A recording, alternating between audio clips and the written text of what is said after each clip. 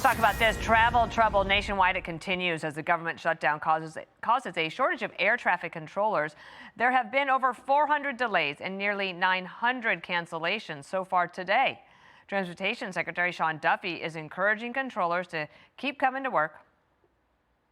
I mentioned I wanted air traffic controllers to come back to work. So to be clear, anywhere from 24 to 48 hours after the government opens, they're going to get a photo ID and 70% of their pay. So 70% of their pay comes within 24 to 48 hours. So I encourage all of them to come to work. Brooke Taylor is live from Dallas-Fort Worth International Airport with more. Hi, Brooke. Good morning.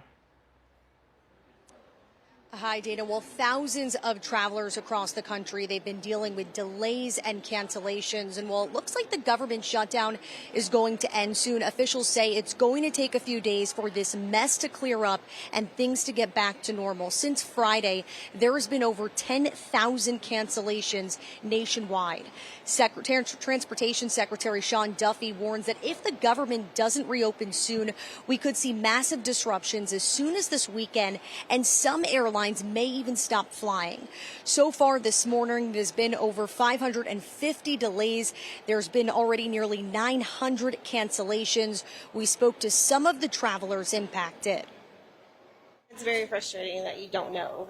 I'm worried right now, like it could get canceled at any second. Coming into the travel was awful, just not knowing what to expect. And even today, every time my phone went off, I was like, oh, did my flight get canceled? I'm still worried about it till we get home. I know a lot of flights have been canceled. My mom's flight, which was canceled to New York, so it's definitely been a struggle there, but we'll see. 40 major airports across the country are expected to have their air traffic cut by 10% on Friday. The move comes amid a shortage of air traffic controllers who are calling out sick after weeks without pay.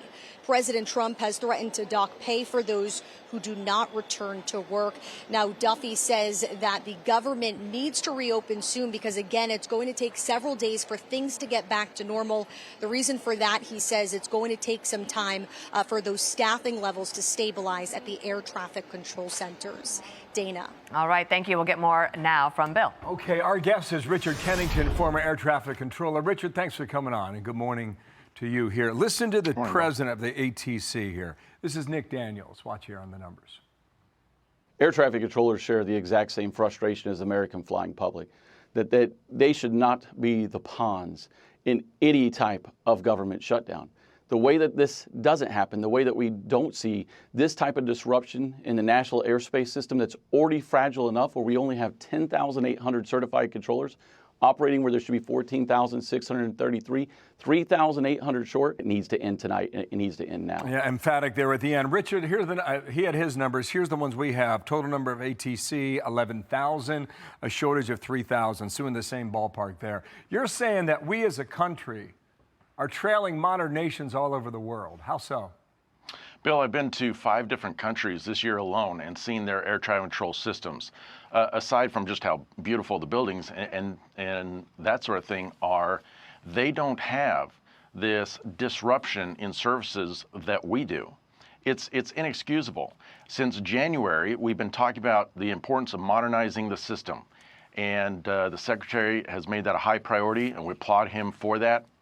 But at the base of it, we can't really do that unless Congress does their job and passes appropriation bills in a timely manner. And we haven't done that. We've had 29 threats of shutdown and 4 actual shutdowns just since fiscal year 2018. That's no way to run the system. Yeah, I get no way to run a railroad. In this case, an airport. You're right. Wasn't the infrastructure bill set up to manage some of that or not? Well, so we have the 12.5, which everyone agreed was a down payment on the modernization portion. But even projects that are underway have to, you likened it to a train. I'll use that same analogy. We have to bring it to a stop in the middle of nowhere, and then we got to get it going again. And just like a locomotive, that's not done by the flip of a switch. It takes a lot of energy to stop it and get it going again. Yeah. And it makes us fall behind. Right. Here is Secretary Duffy. I thought this was kind of the comment of the day yesterday Watch here from DCA in Washington. And I think we might find airlines that have to make decisions. Do they keep flying? If this doesn't open, you might have airlines that say, we're going to ground our planes. We're not going to fly anymore. That's how serious this is. I think it comes well before Thanksgiving. I think we would see that significant disruption coming this next weekend, maybe as early as Friday. And I think you're going to have airlines that make serious calculations about whether they continue to fly. Full stop. So he was at O'Hare in Chicago. My bad on that. What do you think about that comment about the airlines? Well, I think it's absurd that we're even having this discussion. The government is there to serve us, not vice versa. The fact that the ATC system is used as a bargaining chip instead of the national treasure that it should be, I think just highlights the fundamental problem that we have in Congress of not passing appropriations in a timely manner. Okay, last comment here. At O'Hare, they had staffing triggers, which I know you're well aware of, right? Mm-hmm. That's when you just don't have enough people to handle the incoming and the outgoing. They had 81 triggers on Saturday. It dropped to 53 on Sunday. By Tuesday, it was down to 4. I see that as a good sign. Am I right or wrong? Well, it's hard to say.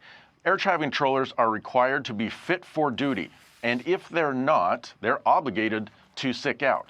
So what does that mean? It doesn't necessarily mean that they're at home with the covers pulled up to their chin. They can't take sleep aids. They can't take over-the-counter meds. Things that we take for granted to be able to function.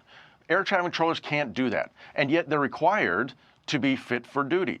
So these men and women have to decide and make these decisions. Am I ready and up to the task today, or do I fulfill my obligation to sick out? So it's not necessarily a political statement. Listen, if there are those that are trying to make a statement, they need to go back to work. Period. Richard, thank you.